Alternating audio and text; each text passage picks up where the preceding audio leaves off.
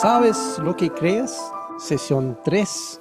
Si perdiste la sesión 1 y 2, y-ccc.cl/sabes, incluyendo tanto los PowerPoint como videograbaciones.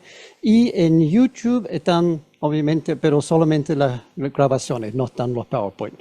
Sesión anterior, sesiones anteriores, lo que vimos en sesión 1 fue el comienzo a contestar la pregunta fundamental: ¿Dios existe? Vimos mucha evidencia científica. No hay duda alguna que el universo fue creado desde la nada por una causa externa al universo. Dios en el principio creó. Después, en la sesión 2, la semana pasada, la continuación de esa pregunta, ¿Dios existe? Vimos que la existencia de Dios es claramente evidente en su creación, desde el punto de vista científico y obviamente desde el punto de vista espiritual. El universo entero y nosotros, los seres humanos, como también la inmensidad, vimos, de Dios, su enorme poder, sabiduría, inteligencia y amor. Son atributos indicados por la ciencia, menos amor, obviamente. La ciencia no puede hablar de amor, pero poder, sabiduría, inteligencia, todo eso, la ciencia puede decir: el universo fue creado por alguien inteligente, por todas las leyes que vimos. Es enorme, por lo tanto, la causa que creó el universo es muy poderosa. O tal como dice Isaías 45, 11 al 18. Esto dice el Señor, el Santo de Israel, tu Creador. ¿Pones en tela de juicio lo que hago por mis hijos? ¿Acaso me das órdenes acerca de la obra de mis manos? Yo soy el que hizo la tierra y creó a la gente para que viviera en ella. Con mis manos extendí los cielos, todas las estrellas están a mis órdenes. Porque así dice el Señor, el que creó los cielos, el Dios que formó la tierra, que la hizo y la estableció, que no la creó para dejarla vacía, sino que la formó para ser habitada. Yo soy el Señor y no hay ningún otro. Esas son las palabras mismas de Dios referente a la creación. ¿Por qué lo hizo?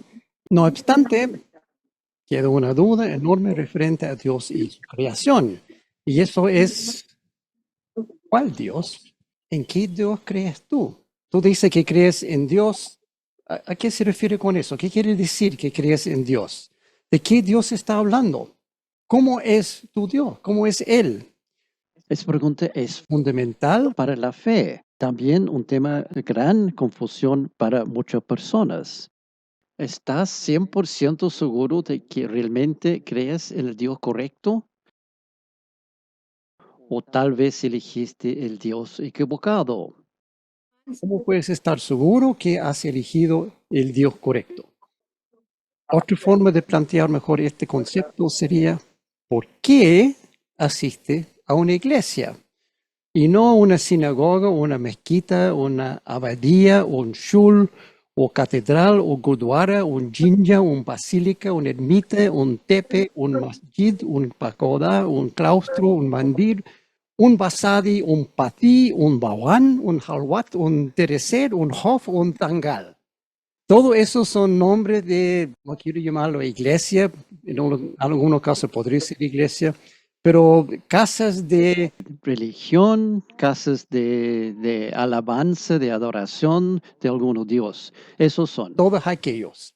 Con más de 4.200 religiones en el mundo hoy, y con tantas religiones, ¿cómo puedes estar seguro que estás en el lugar correcto? El día domingo en la mañana, o sábado en la tarde, o sábado en la mañana, o la hora, el día que está adorando. ¿Y cómo puedes estar seguro que está adorando el Dios correcto en ese lugar?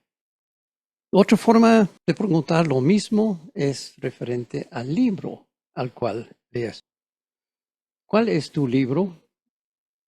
Hay cientos de libros sagrados que tienen que ver con creencias De un Dios, de varios dioses o de ningún Dios incluso. Esos son todos libros sagrados de diferentes religiones y la pregunta aquí es, ¿cuál es el libro correcto? ¿Cómo puede estar seguro que está leyendo el libro que corresponde? O quizás, mejor pregunta es esto, ¿cuál es la religión correcta? ¿Cómo puedes estar seguro? Con tantas religiones es muy difícil.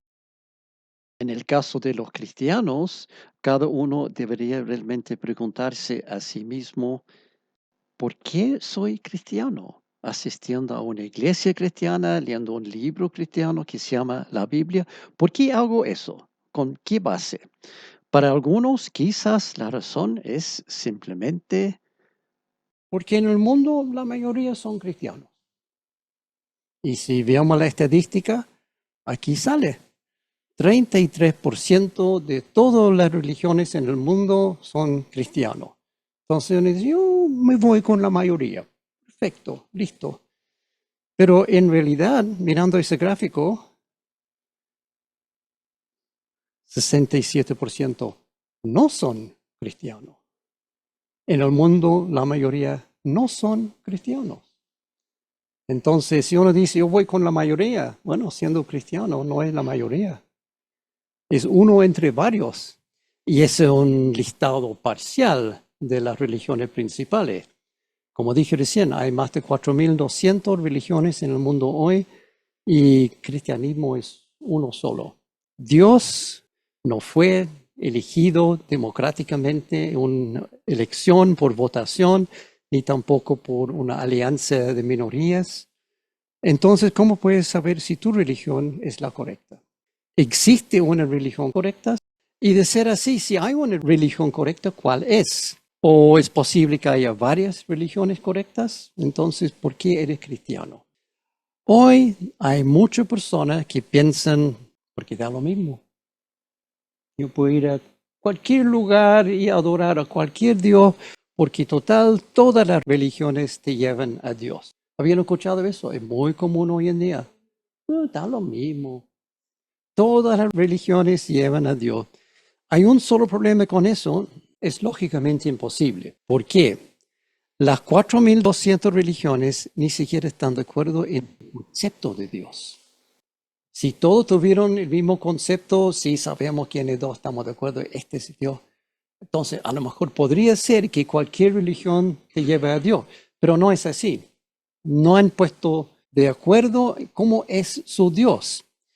Para darte una idea, el Dios cristiano es muy diferente al Dios de Islam. Eso vamos a ver hoy, porque gran confusión, muchos piensan el Dios de Islam, Alá, es el mismo Dios Yahweh de la Biblia. No es así. Budismo rechaza la existencia de Dios. En budismo no hay un Dios. Hinduismo dice que hay 330 millones de dioses. Algunos dicen que este número millones es un malentendido de una palabra en hindi y realmente son 33 dioses o 33 categorías de dioses. Pero igual, son muchos dioses en hinduismo. Mormonismo dice que Dios era un hombre antes y todos los hombres pueden llegar a ser dioses. Taoísmo, Dios es fuerza, naturaleza, es el universo, pero no es espíritu porque no existen los espíritus. Panteísmo dice, todo el universo es espíritu porque Dios es el universo y Dios es solo espíritu. No sé si pueden ver los conflictos aquí entre los conceptos de Dios. Cada religión tiene un concepto diferente de Dios.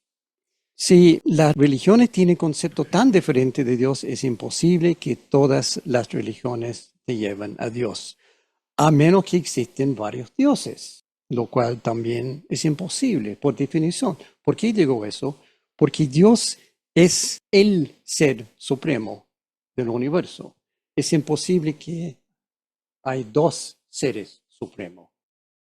Por lo tanto, es absolutamente imposible que todas las religiones sean correctas. Lógicamente, la mayoría deben estar muy equivocadas.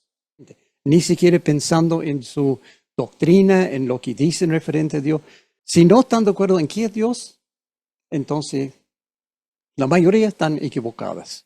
Aún más importante, no da lo mismo. No da lo mismo cuál religión quieres seguir. Tu futuro eterno depende de elegir correctamente. Porque si elegiste mal, no vas al cielo. Entonces, ¿cómo es Dios según las principales religiones? Aquí un resumen muy breve. Varias religiones dicen que hay un solo Dios, único. Por ejemplo, cristianismo, judaísmo, islam, baísmo. En total son 55% de los creyentes en el mundo que pertenecen a tales religiones. Después, hay otro que dice, hay un Dios principal más algunos otros dioses menores. Hinduismo, animismo, chamanismo, religiones tribales, etcétera, etcétera, que en total suman 18% de la población creyente del mundo. Otro dice que Dios es un esfuerzo, es impersonal, es unitario, es universal. Por ejemplo, las religiones Nueva Era, budismo, jainismo, panteísmo, todos creen eso, sumando más o menos 7% del total. Otro dice que hay dos dioses en equilibrio, taoísmo, zoroastrianismo, Nueva Era, porque aquí Nueva Era está repetido porque Nueva Era es lo que tú quieres. Es como ir a un buffet. Yo quiero un poco de esto, un poco de esto, un poco de esto. Tú puedes creer lo que quieres en Nueva Era. Y satanismo también dice, hay dos dioses, Satanás y Yahweh. Y están en equilibrio, están por ahí peleando y nadie sabe quién va a ganar. Esas religiones representan 6% del total. Existen muchos dioses, otras religiones, por ejemplo, Shinto, mormonismo, hinduismo, Nueva Era. Entonces, la última categoría es acá. Dios no existe, o sea, ateísmo, agnosticismo, confucianismo y humanismo. Dice que no hay ningún Dios y eso es un total de más o menos 6% de la población en general. Entonces, ahí tenemos diferentes posibilidades. ¿Cuál es el correcto? Esa es la pregunta que estamos analizando hoy. ¿Cómo podemos poner a prueba las religiones y sus dioses para aclarar si hay una religión correcta y un Dios real? Una vez más, no podemos usar la Biblia, porque la Biblia representa un solo punto de vista. Tampoco podemos usar el libro de Mormón o la Bhagavad Gita. Ningún libro podemos usar, pero ya hemos visto una forma de hacerlo. Examinar el Dios de cada religión y ver si encaja con lo que ya sabemos del Dios que es la causa del universo. O sea, vamos a usar ciencia para validar cuál es el Dios correcto. Vamos a partir con una pregunta básica. ¿Qué sabemos de Dios científicamente? Y sabemos más que uno crea, porque dice, no, la ciencia, ¿qué puede decir referente a Dios? Ya lo vimos en las primeras dos sesiones. Muchos atributos y características que tenemos de la causa, como dicen los científicos, y que los demás llamamos Dios. Por ejemplo, la causa es extremadamente poderoso porque logró crear toda la energía que existe en el universo entero. O sea, es omnipotente, tiene todo el poder del universo.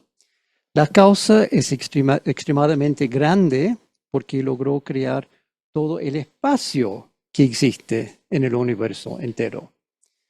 La causa sigue presente en todo el universo porque las leyes causadas por esa causa son idénticas y fijas en todas partes y no cambian.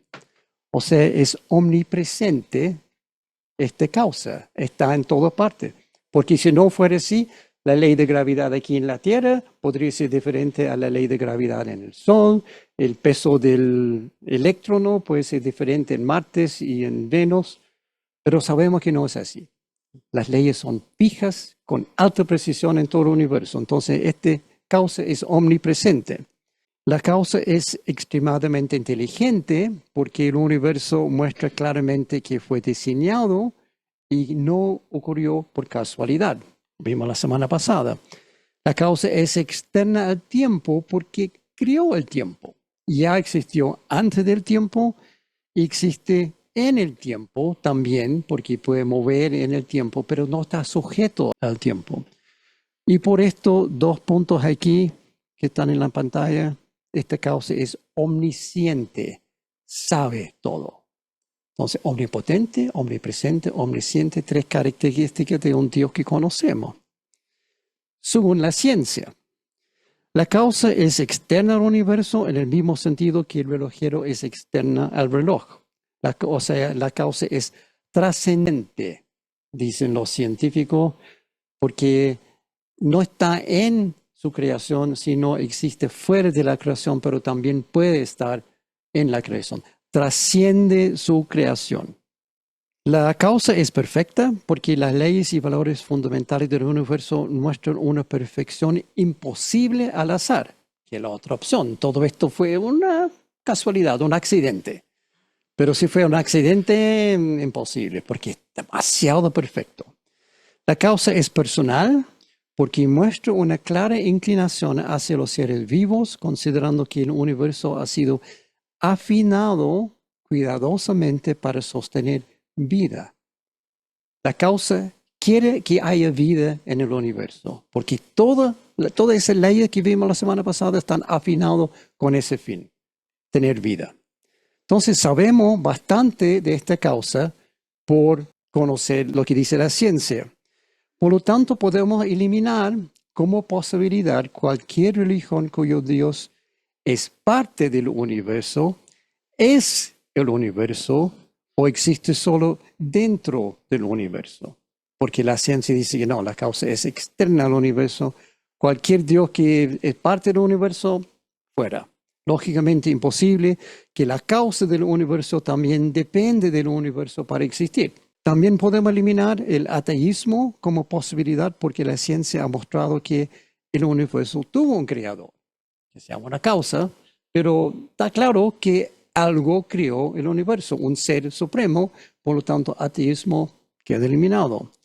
Y ese creador está en la forma de un ser de increíble inteligencia, poder, capacidad, cuya existencia los ateos niegan. Otra cosa que podemos eliminar, religiones que dicen que hay dos o más dioses. ¿Por qué? Lo vimos recién, lo mencioné. Por definición, Dios es el ser supremo, es superior a todos los demás seres y también porque es perfecto en todo sentido. Es imposible tener dos seres perfectos en el universo. Un ser perfecto, lógicamente, no puede ser uno entre varios iguales, porque puede haber un solo perfecto, los demás no pueden ser perfectos a la vez. Si es uno de varios, entonces le falta la perfección total en el sentido de ser completo, único, total, no faltando nada. Otro más, religiones que dicen que Dios no es un ser vivo, inteligente y consciente. También quedan eliminadas las que dicen que Dios es solamente un esfuerzo, porque por la ciencia sabemos que un esfuerzo no puede crear el universo como lo vemos. La causa del universo sin duda es inteligente, viva, consciente, tiene vida propia, es capaz de crear vida y es personal.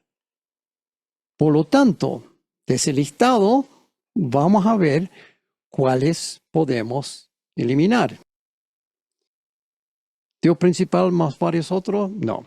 Esfuerzo en personal, no. Dos dioses en equilibrio, no. Muchos dioses, no. Dios no existe, no. Esto podemos eliminar no por el contenido de cada religión, sino porque su Dios no coincide con la causa que conocemos de la ciencia. Por lo tanto, quedamos con estos cuatro: cristianismo, judaísmo, islam y bahaísmo.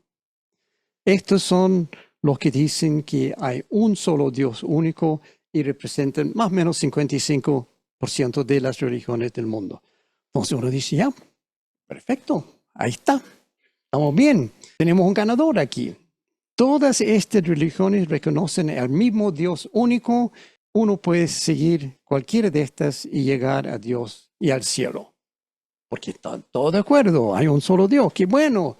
Problema resuelto. No tan rápido, excepto por un detalle.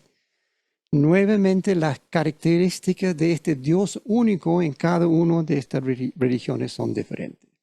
Entonces, ahora tenemos que analizar un poco más profundo para ver cómo es el Dios de cada uno de estos grupos. Son muy diferentes en algunos casos. Por ejemplo, en bahaísmo, no puedes llegar al cielo porque no existe tal lugar. No sé dónde van cuando mueren, pero para ellos no existe tal cosa como el cielo.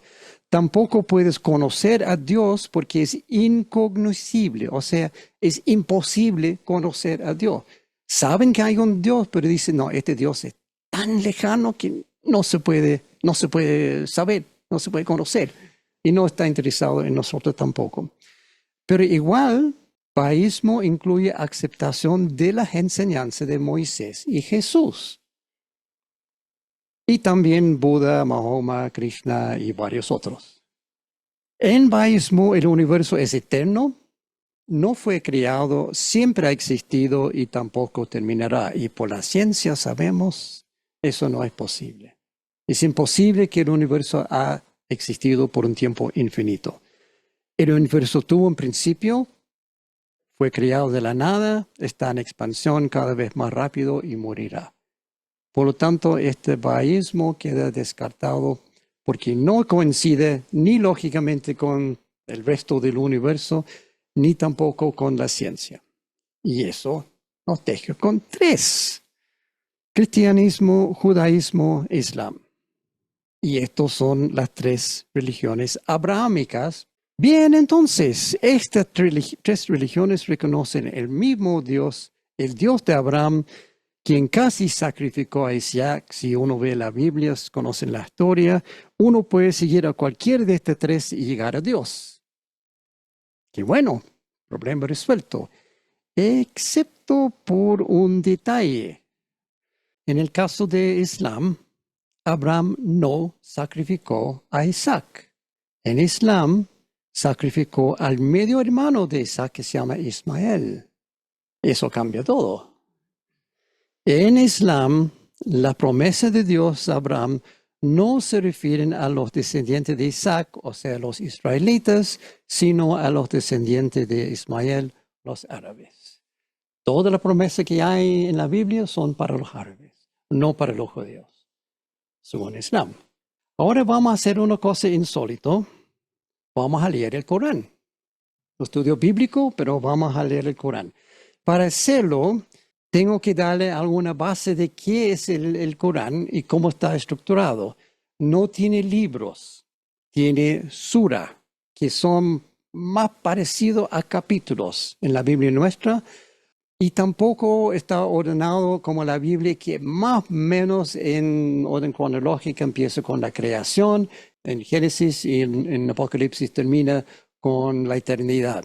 Y entre medio hay una progresión aproximadamente cronológica. El Corán no es así.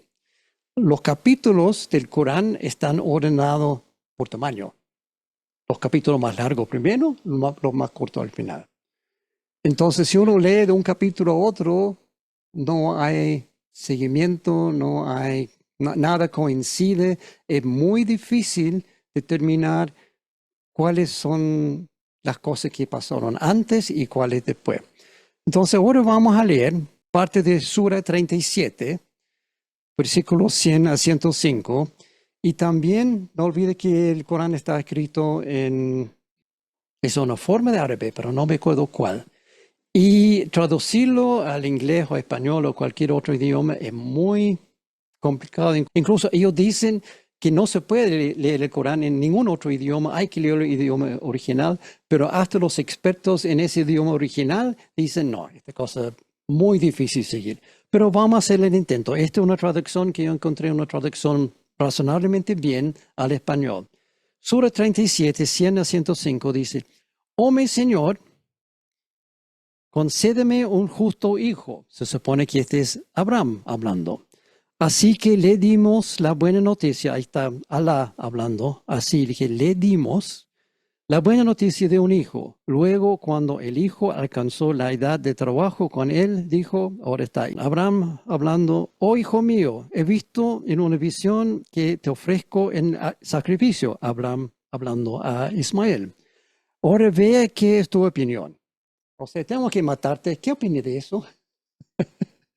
El hijo dijo: Oh Padre mío, haz lo que le ordenaste. Me encontrarás, si Alá lo quiere, uno de los firmes. O sea, si tiene que matarme, ok, mátame. Porque Alá lo dijo. Entonces, cuando ambos habían presentado a Alá y él lo había puesto postrado en su frente para el sacrificio, lo llamamos: Oh Abraham, ya has cumplido la visión. De hecho, recompensamos a los que lo hacen bien. Esta es la versión en el Corán. de la historia de Abraham con Isaac, excepto que aquí no es Isaac, es Ismael. No voy a comentar nada sobre eso, pero pueden ver que no coincide para nada con la versión en la Biblia. Es muy diferente. Una de las mentiras más grandes circulando hoy es que el Dios de la Biblia es el mismo Dios del Corán. Muchos creen que es así, pero es totalmente incorrecto. Vamos a ver por qué. Son dioses totalmente diferentes y totalmente incompatibles. No es que uno tiene algunas características y otro tiene otras características. No, las características que tiene son opuestos. Algunos ejemplos. Según la Biblia, Dios no miente y prohíbe mentir. Hebreos 6:18. Es imposible que Dios mienta. No puede ser más claro. Tito 1:2. Nuestra esperanza es la vida eterna, la cual Dios, que no miente, ya había prometido antes de la creación. Éxodo 20:16. No darás falso testimonio en contra de tu prójimo. Uno de los mandamientos. Dios dice, yo no puedo mentir y ustedes tampoco. Prohibido mentir. Dar falso testimonio es mentir. Es el Dios de la Biblia. Sin embargo, en el Corán, el Dios de Islam permite mentir. Estamos leyendo, no me acuerdo cuál sura es, pero no le escuché a permitir que la falsedad en nada digan, excepto 3 cosas. La guerra, resolviendo los desacuerdos y un hombre hablando con su esposa o ella con él. O sea, en Islam se puede mentir en estos 3 casos. En caso de guerra, se puede mentir. En caso para resolver desacuerdos, si no estamos de acuerdo en algo, te puede mentir para resolver el desacuerdo. Y también entre hombres y mujeres casados, está permitido mentir. Según el Corán, muy opuesto a lo que dice Dios en la Biblia. En estos 3 casos puedes mentir todo lo que quieres, no hay límites. Resulta que el mismo Alá es el mejor mentiroso de todos. Surah 3:54. Y ellos, los incrédulos, conspiraron, y Alá conspiró contra ellos. Y Alá es el mejor de los conspiradores. ¿Qué quiere que te diga? No estoy mintiendo, eso es lo que dice el Corán. El Dios del Islam permite mentir. Él está diciendo que él es mejor mentiroso pero ahora está diciendo que él puede mentir. Ahora no estamos leyendo el Corán, sino los hadith.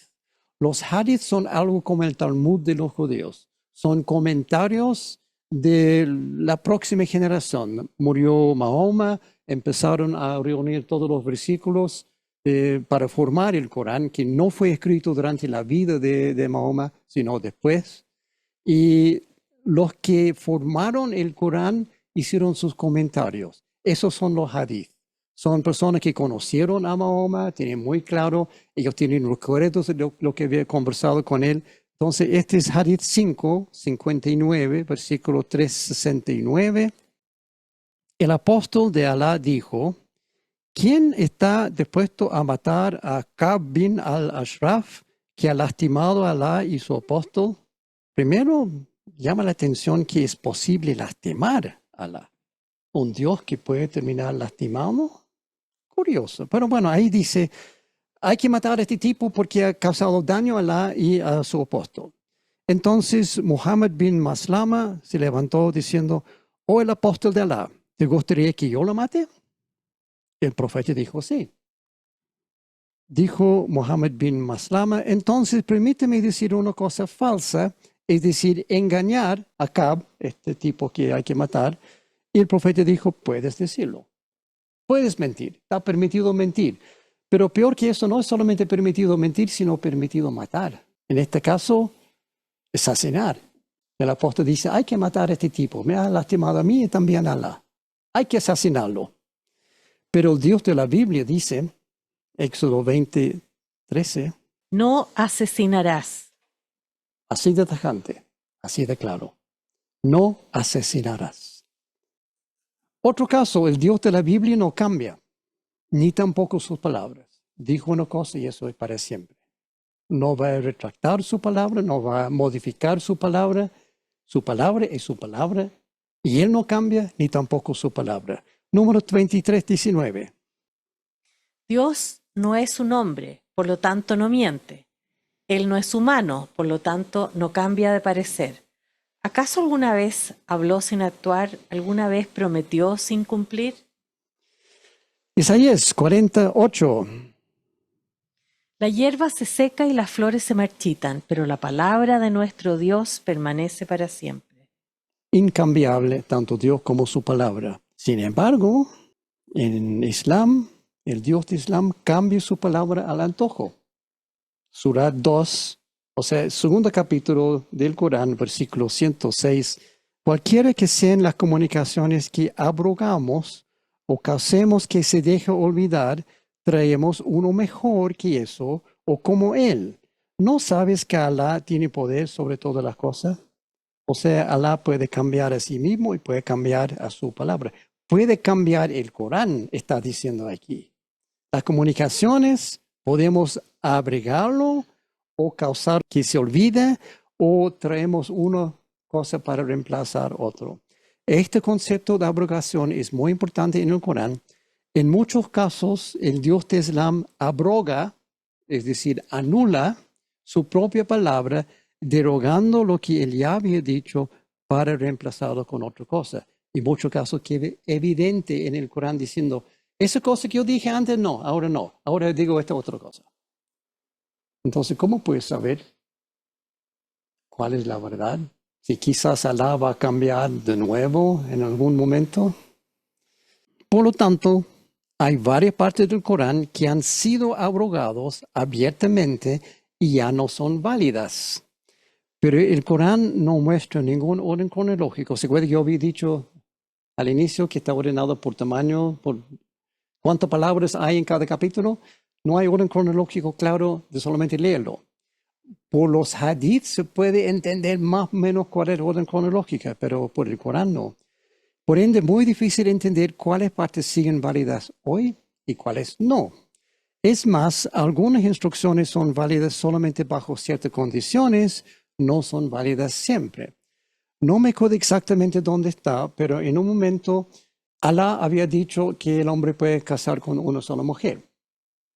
Y después Mahoma quería casar con otra mujer y otra más.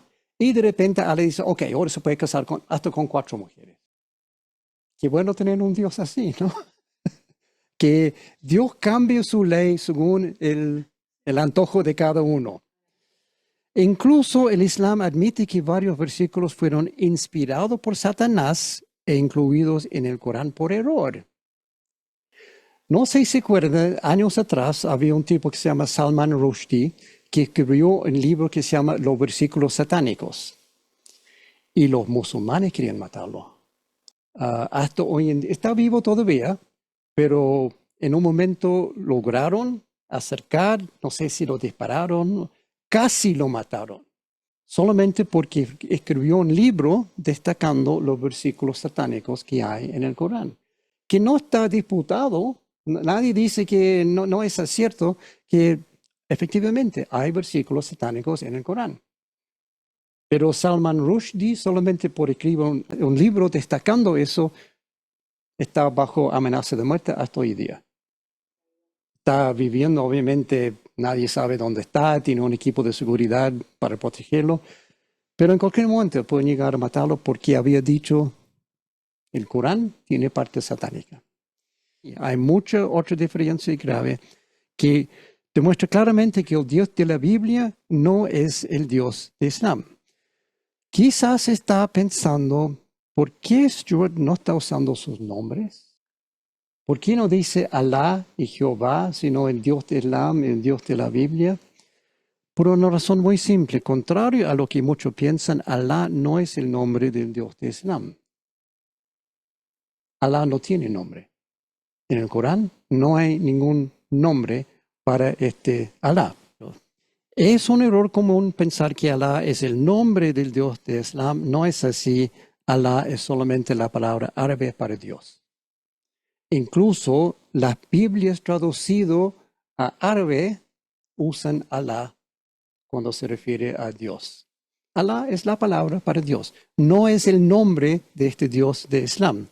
Muy diferente a la Biblia. En Islam, Alá no tiene nombre personal, es solamente Dios. En el Corán hay 99 atributos o características de este Dios y algunos tratan de presentarlo como nombres, pero en realidad no lo son. Como Yahvé Yireh es un atributo, es el nombre de Dios más un atributo, pero en el Corán hay solamente atributos, no hay nombres. Y esto es muy diferente a la Biblia. El Dios de la Biblia sí tiene un nombre personal y no es Jehová. Mejor dicho, no se pronuncia Jehová. Nosotros en español estamos acostumbrados, pero en realidad no es así. Vamos a ver, vamos a profundizar un poco más en eso. ¿Qué dice la Biblia referente al nombre de Dios? Éxodo 33, 17 al 19. Aquí estoy leyendo la Nueva Versión Internacional. El Señor contestó a Moisés: ciertamente haré lo que me pides porque te miro con agrado y te conozco por tu nombre. Moisés respondió: te suplico que me muestres tu gloriosa presencia.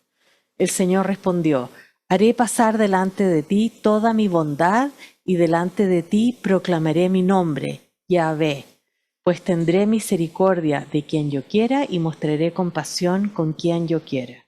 Dios mismo dice mi nombre, Yahvé. Ahora tampoco tenemos claro si esa es la pronunciación correcta, por una razón muy sencilla. Los judíos del Antiguo Testamento y hasta hoy en día encontraron el nombre de Dios demasiado sagrado y quitaron los vocales y hasta hoy en día no se sabe con precisión cómo se pronuncia. Lo único que sabemos es que tiene 4 letras en hebreo, 4 símbolos, mejor dicho. Ahí están en hebreo. Y se nota que se escribe de derecha a izquierda. YHWH, equivalente en español, más o menos aproximado. Yahvé. Algunos dicen Jehová, pero no es Jehová. Es Yahvé, Yahweh, Yahvé con V. Esa es probablemente la pronunciación más correcta. Aunque yo no hablo hebreo, pero eso es lo que he escuchado en blueletterbible.com. Está toda la Biblia en inglés. Y también está en hebreo, y al lado de cada palabra en hebreo hay un botón para escuchar a alguien que hable hebreo pronunciar la palabra correctamente. Y parece que es Yahweh. Es un nombre muy interesante, con un significado aún más interesante. Según un experto en el idioma hebreo, yo encontré esto. Este experto dice: las 4 letras derivan de la raíz verbo triconsonántico hebrea bíblica HYH, que significa ser.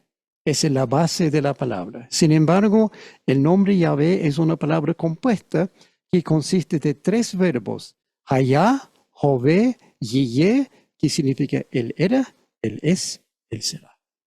En su mismo nombre Dios dice: yo soy eterno. Era, es, será.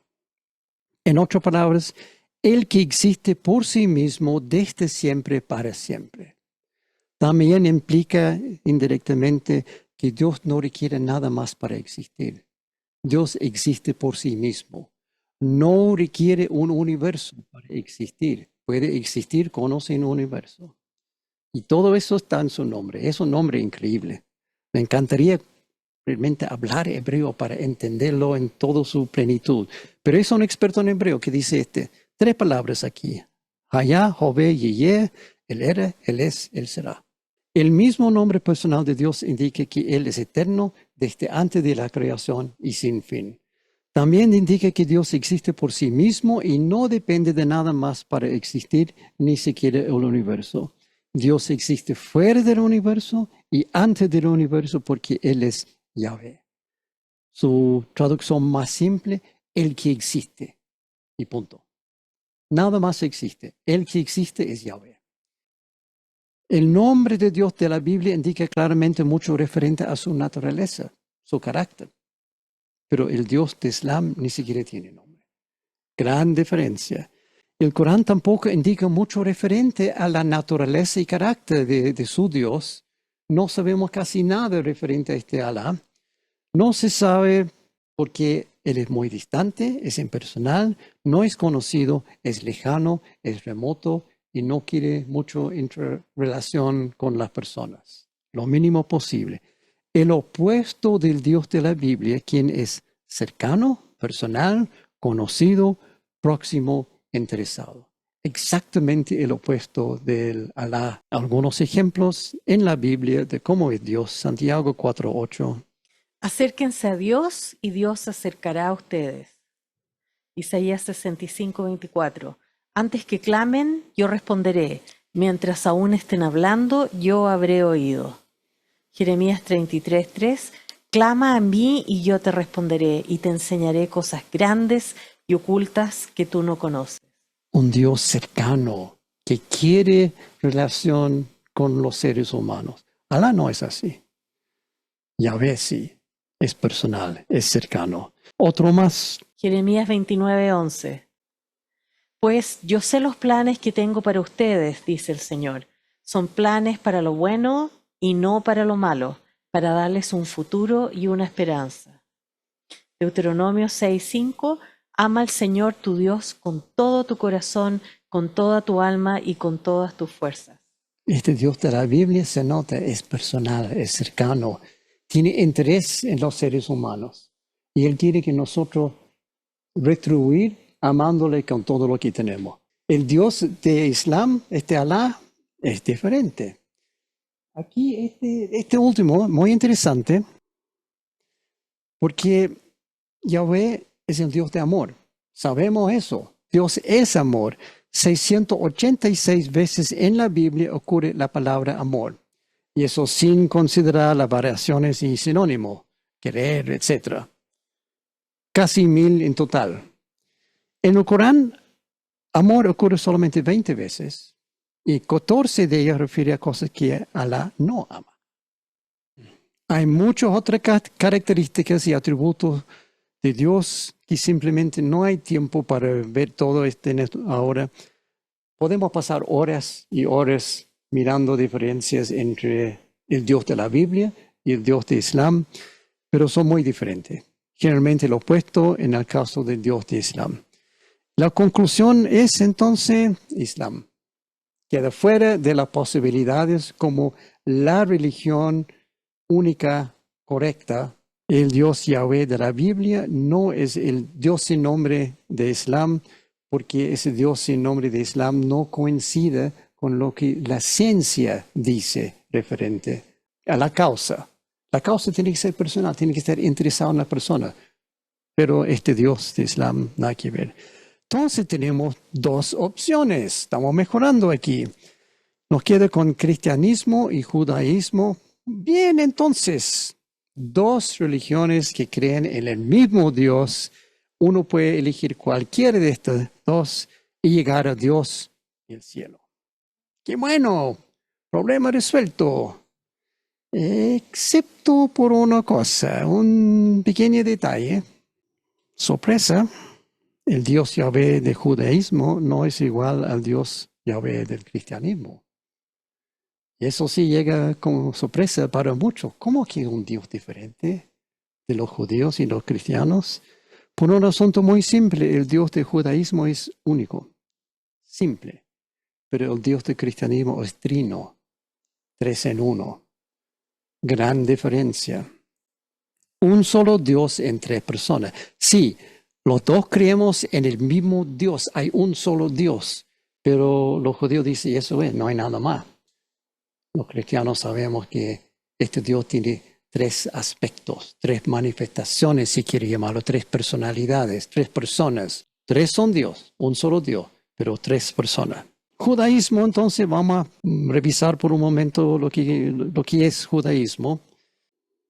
Dios tiene solamente una persona, pero el cristianismo, Dios tiene 3 personas. Dios Padre, Dios Hijo y Dios Espíritu Santo. Sabemos eso. Hay un diagrama, no sé si han visto esto antes, está en latín, tratando de explicar que la Trinidad, no sé si se puede explicar, no sé si se quiere podemos entenderlo completamente, pero este diagrama muestra el concepto de Dios al centro y dice Dios es el Padre, es el Hijo, es el Espíritu Santo.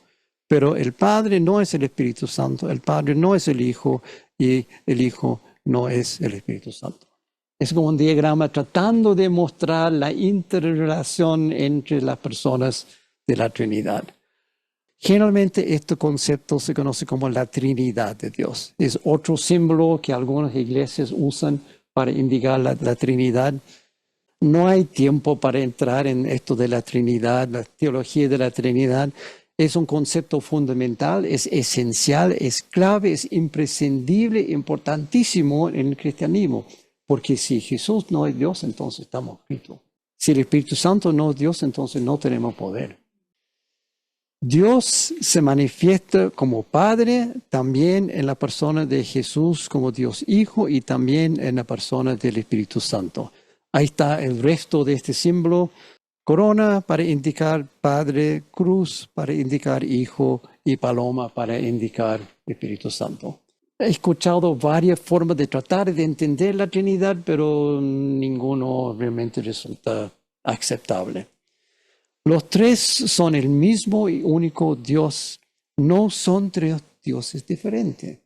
Y eso es importante porque Islam va en contra del judaísmo, en contra del cristianismo, por lo mismo, diciendo, ustedes los cristianos creen en tres dioses. Es una acusación falsa porque no creemos en tres dioses, creemos en un solo Dios con tres personas. Cada uno es individual con su propia naturaleza, pero hay un solo Dios.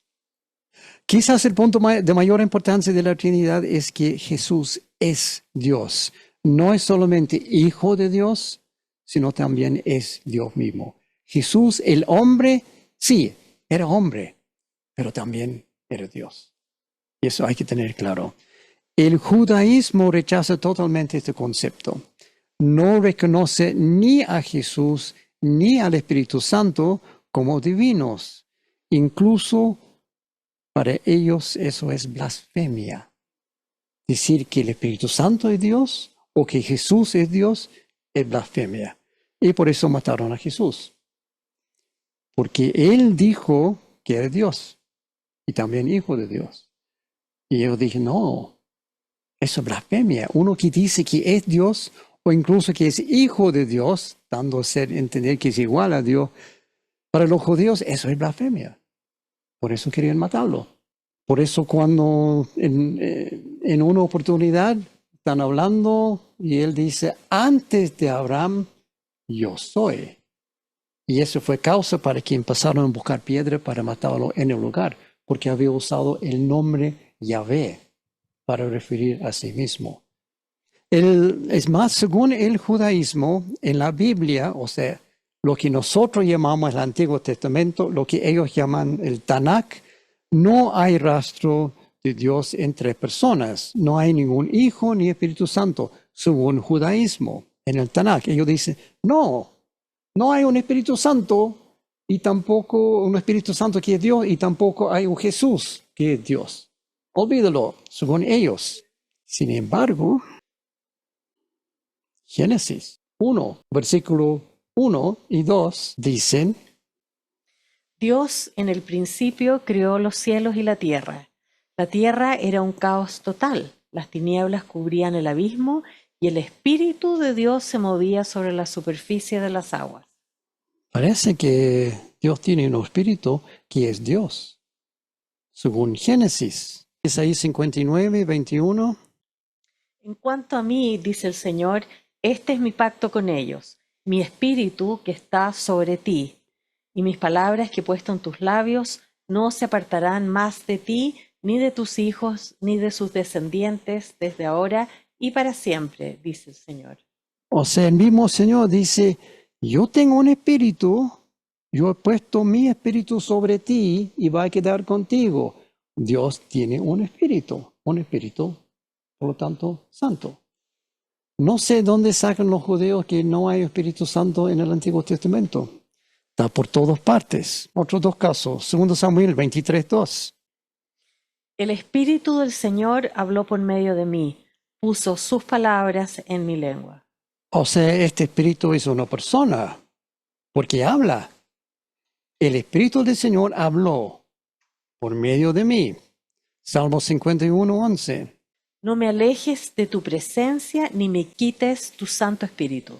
David, este salmo que él escribe cuando está pillado en adulterio y él se arrepiente, dice, contra ti he pecado, solamente contra ti, y después dice en el versículo 11, no quita tu Santo Espíritu. ¿Hay un Espíritu Santo de Dios en el Antiguo Testamento? Sin duda. Hay varios otros, aquí solamente 4 ejemplos. Muchos otros también. Claramente hay un Espíritu Santo de Dios actuando y presente en el Antiguo Testamento, sin duda. Pero ¿qué hay de Jesús? ¿Jesús está en el Antiguo Testamento como Dios? Sí, más de 300 veces. Hay más de 300 profecías mesiánicas, de las cuales todas fueron cumplidas por Jesús en el Nuevo Testamento. Mesías como rey, otro Mesías como profeta y otro Mesías divino. Una de ellas se encuentra en Lucas, citando el Antiguo Testamento 4:16-19. Jesús fue a Nazaret, donde se había criado, y un sábado entró en la sinagoga, como era su costumbre. Se levantó para hacer la lectura y le entregaron el libro del profeta Isaías.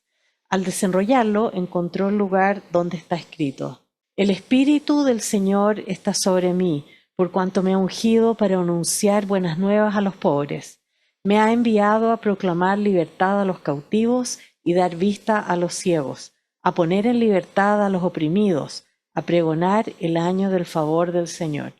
Y esto es interesante porque Jesús dice, el Espíritu del Señor está sobre mí. Pero continúa, hay más. Luego enrolló el libro, se lo devolvió al ayudante y se sentó. Todos los que estaban en la sinagoga lo miraban detenidamente y él comenzó a hablarles. Hoy se cumple esta escritura en presencia de ustedes. O sea, Jesús mismo diciendo, esa profecía es Isaías. Tiene que ver con mí. El Espíritu Santo está sobre mí para predicar el año, etcétera, etcétera. Palabra de Jesús en el Nuevo Testamento, citando el Antiguo Testamento, una de las profecías referentes al Mesías. Yo creo que está claro, ¿no? Entonces, eso nos deja con una sola opción. Judaísmo no es opción porque no admite el Dios trino. Cristianismo es la única opción. Y eso que antes era 54%, ahora es solamente 33% de los creyentes del mundo creen en alguna forma u otra del cristianismo. No es para decir que todos son cristianos, pero por lo menos todos confiesan el mismo Dios.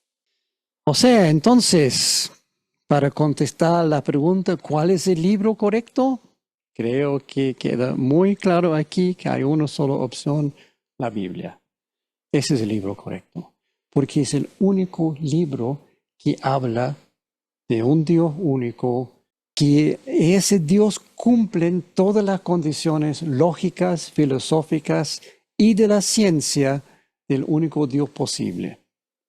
El único libro correcto en todo aspecto, el único libro escrito por Dios, el mismo libro lo dice en varias partes, el único libro necesario para vivir.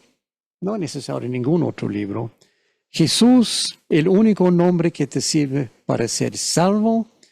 Y Dios Todopoderoso, hay un solo Dios verdadero y no hay otro dioses, dice el mismo Dios de la Biblia.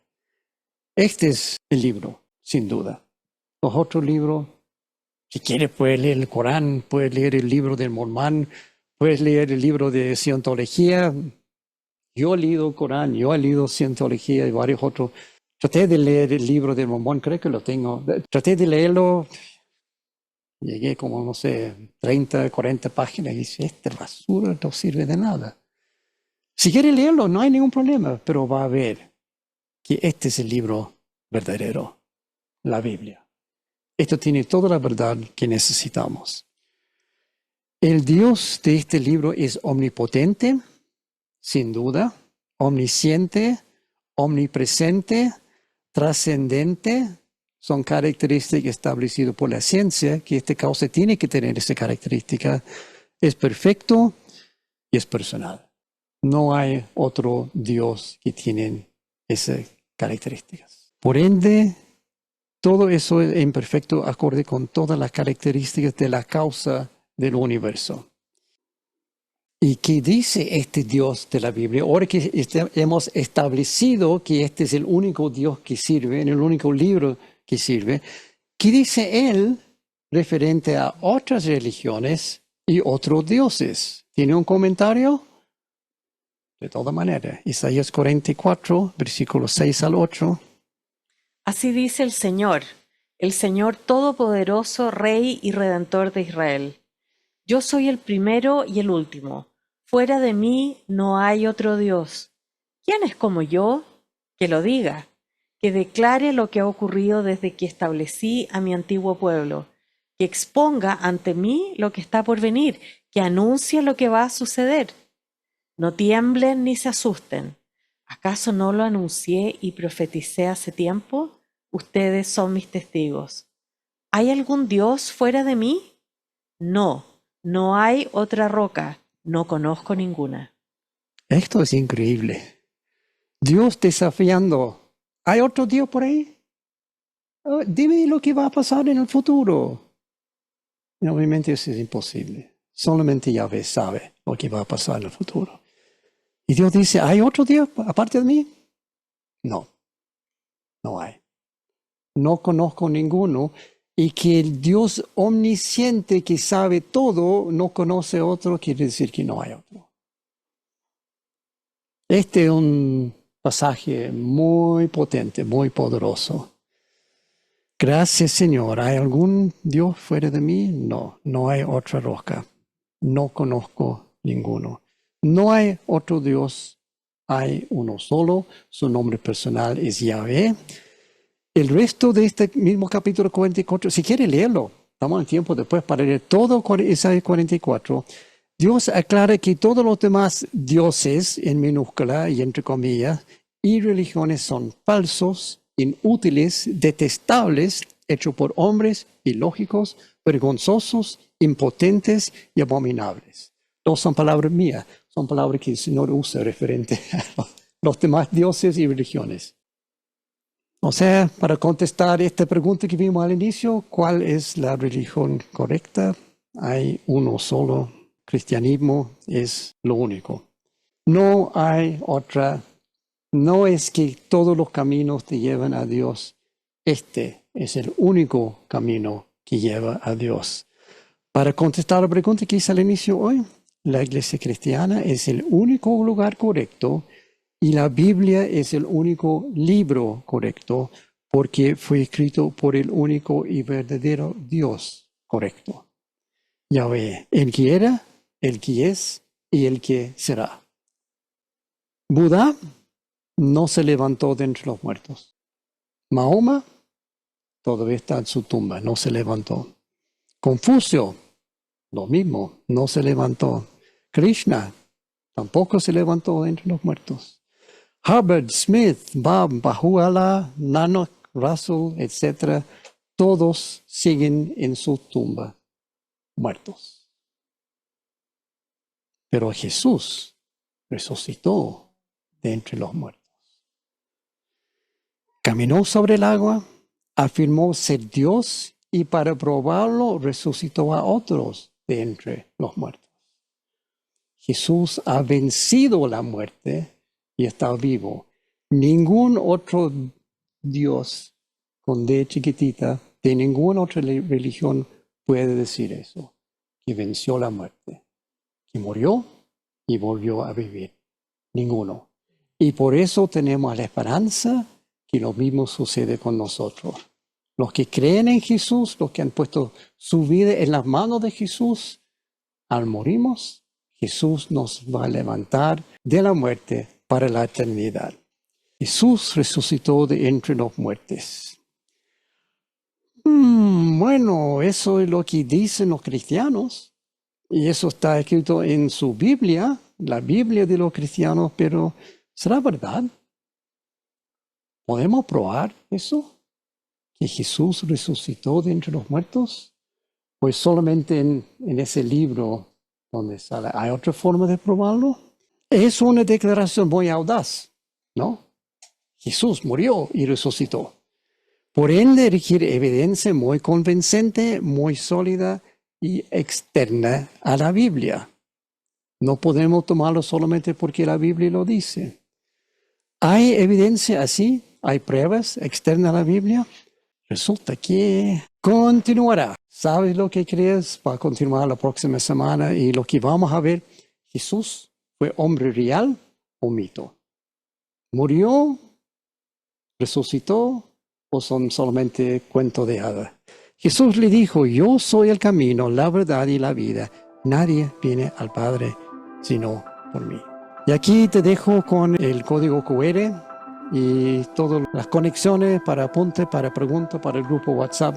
Si quieres invitar a otra persona, excelente, ahí está, invítalo a i-cc.cl/sabe/grupo. Es una conexión directa para unirse al grupo WhatsApp.